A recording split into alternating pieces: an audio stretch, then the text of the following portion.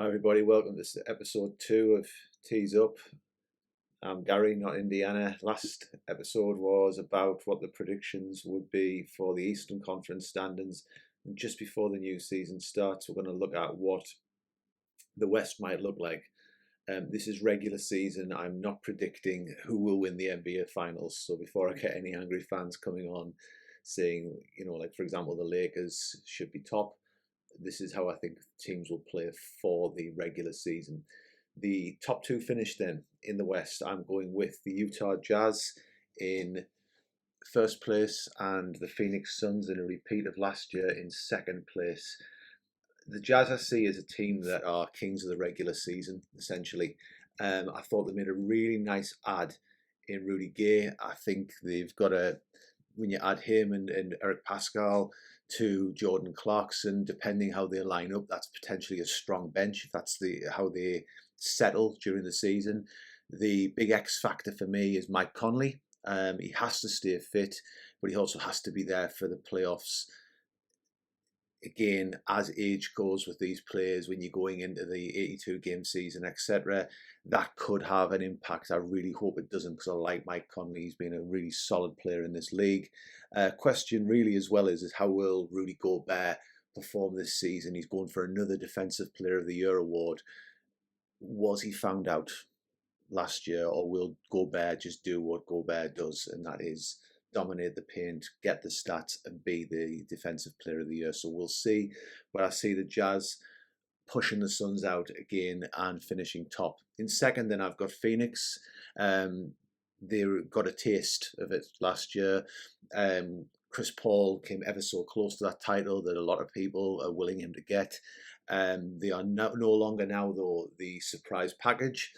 But I think the rest of the team, aside from Chris Paul, are young enough to have growth. So I'm looking at the likes of Mikal Bridges, DeAndre Ayton, just maintaining and using what they got out of last season and putting it into practice, and at least repeating a regular season performance from last year in, what was a very, very impressive but surprising season to some. In third would be the finals favourites, and that's the Lakers. I've got them in third because I think they will rotate and rest. So the team is an old team. They've signed a lot of veterans. You've got guys like Carmelo Anthony, Dwight Howard coming on board to get a ring alongside LeBron, and then Russell Westbrook's obviously the big addition. Westbrook's come under a lot of fire certainly from the TV punditry I've seen, about his productivity, about his pre-season, and how he fits on the Lakers team alongside LeBron, who likes to handle the ball. I do think this big three is too talented not to figure it out, but I think a lot of times you're going to be seeing two of the three playing as they try to have rest time, and then expect scoring input being picked up by Carmelo Anthony, Taylor Horton Tucker. There's noises that he might start this season. Malik Monk, who's going to have one of those Malik Monk nights every now and then. So I think the Lakers are set to just try and get home court advantage in the playoffs, and then be fresh or fresher without injuries going into the postseason. I am interested to see how DeAndre Jordan performs, because he seemingly did drop off with the Nets. So will he be rejuvenated? Or will you see Dwight Howard actually taking on him a few more minutes, or Anthony Davis stepping into that position as well? I do think Howard is a great pickup there. I think he's a better fit than Drummond. I think he's a fantastic disruptor, and he will come on the court now and just do what needs to be done for the Lakers to be successful. So it's interesting to see how Dwight, who I do personally think, as a Magic fan, is a Hall of Famer, is embracing this closing of his career run. And he's doing it. I think he'll do a great job for the Lakers again this season. Might be a bit of an X factor. In fourth position, then, the biggest leap is the Golden State Warriors. I'm really intrigued to see when Klay Thompson comes back and how Klay Thompson comes back. If you've seen the Eastern Conference video, I do question about when you've had a long injury layoff, how long it can take to find yourself and get over that fear of, is it going to happen again?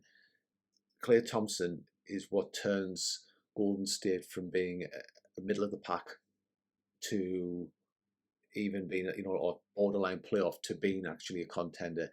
I've also got a lot of eyes on James Wiseman this season. I think he will have a better run than he did last year.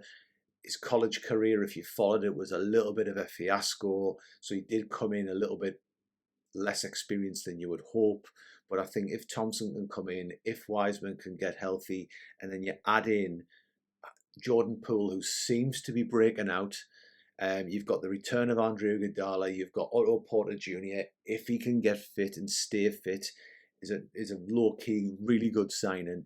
And then when you look at that draft, I think the Warriors picking up Moses Moody and Jonathan Kuminga to go along with Wiseman gives them some really good high end, potentially very strong youthful core.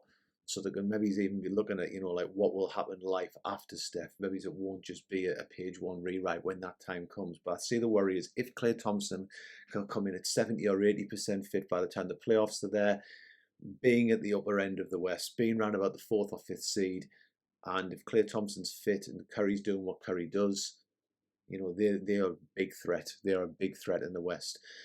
And then again, talking about injuries, I've got the Denver Nuggets in 5th. The injury to Jamal Murray hurts a lot.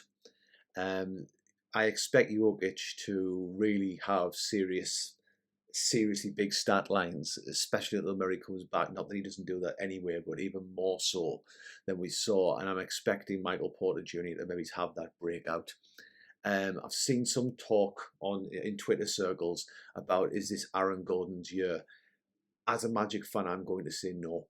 I think Aaron Gordon, there is this cycle of Aaron Gordon that's on the Magic Twitter community and talking about of Magic fans, where you raise your hopes, you think it's his year, and then you realise something happens. It doesn't quite pan out that way. I like Aaron Gordon. I think he is an excellent defender. I think he fits very, very well on the Denver Nuggets and gives them what they really probably need at the four position. But if you're looking for a high-end scoring output out of Gordon night after night, I don't think it's coming. I do, however, think the Jeff Green pickup was interesting. Did really well for the Nets last year, but he could be he could be the comparison who Aaron Gordon becomes in a few years' time. So having both of them together on the same team, we'll see how that plays out. And then we've got Dallas in 6th. I don't know what to make of the Jason Kidd pickup. He's a legend in Dallas, but he's got a very mixed reputation. When I've been looking at some of the input from Bucks fans on Twitter and on message boards, and from what I remember, I just don't know. I don't know if this is an upgrade on Rick Carlisle at all. And I just think the question I've got to ask is, has Luka got the help that he deserves? Will Porzingis be Nick's Porzingis, or has it just been one injury too many to a supremely gifted player? We've seen what Luka can do in the playoffs. We've seen how Luka can carry a team. He looks in great shape. And then you think about what he's also done with Slovenia.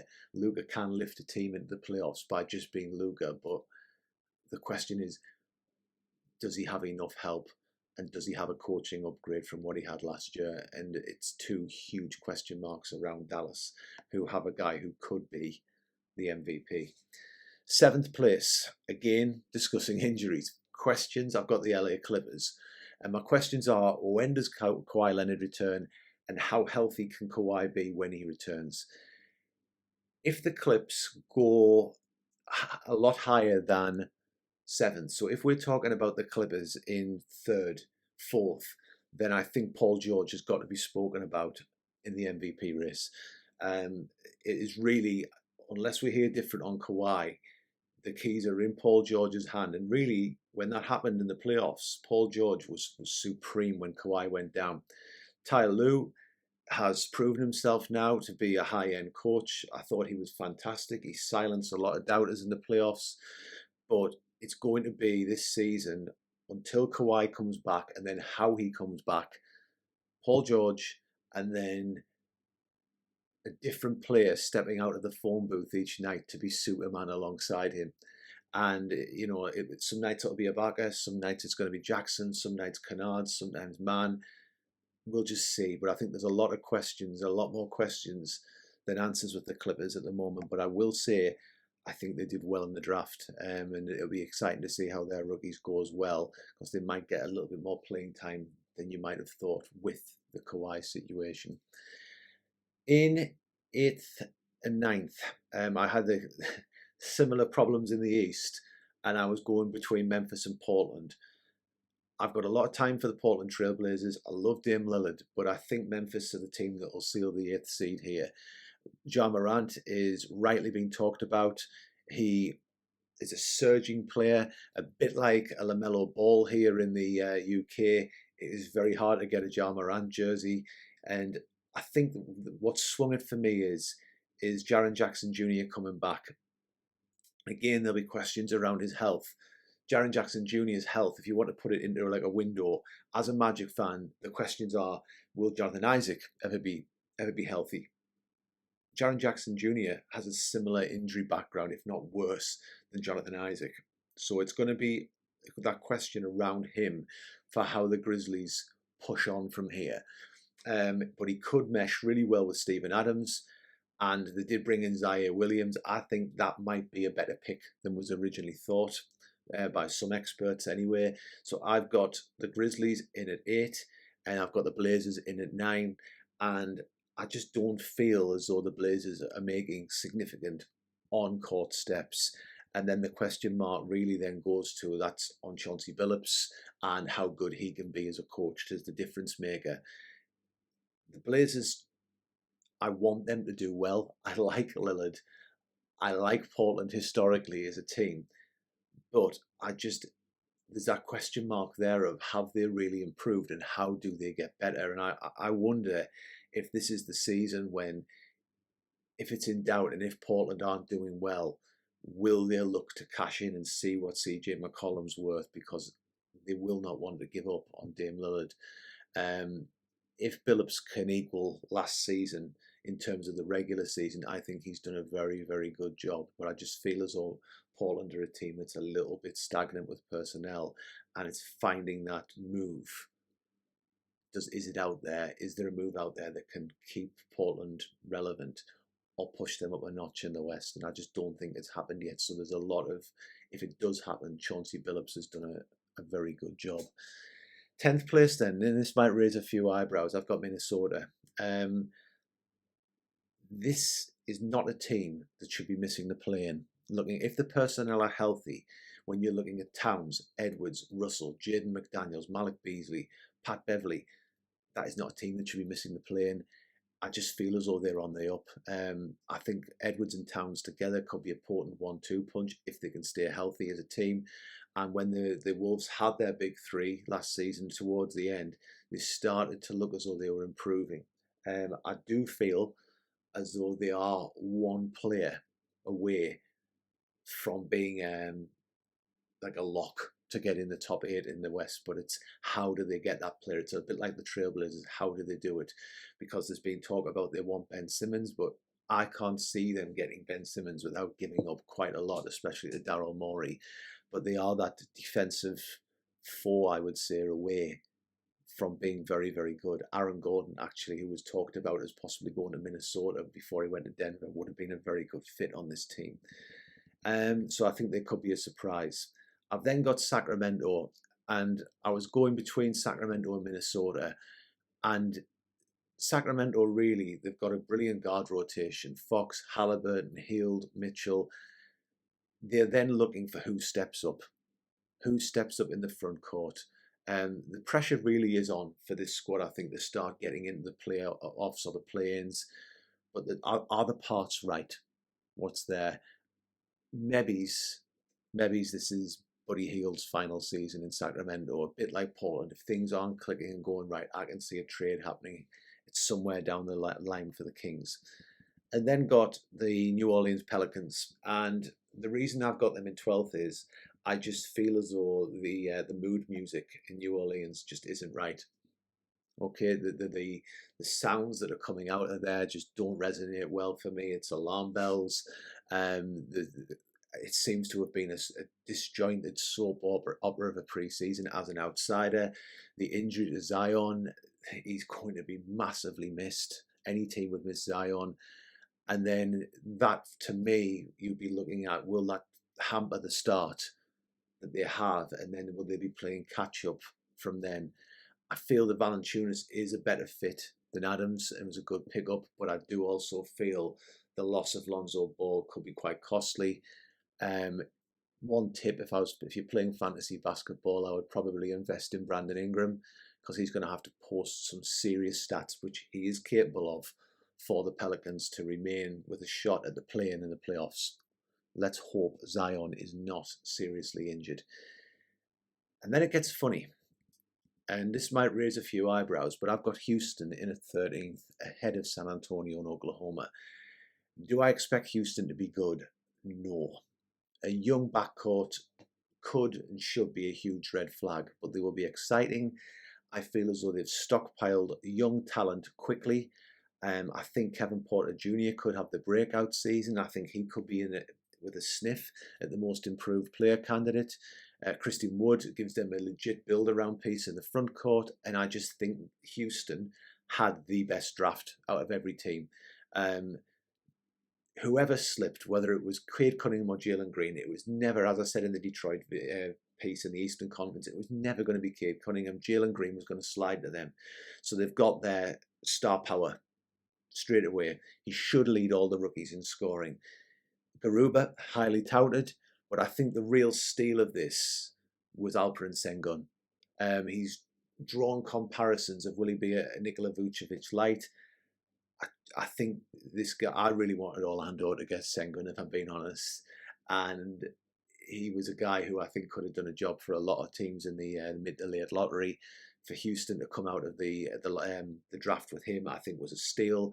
And then I think Josh Christopher also was a low key pickup in the, like later on in the second round.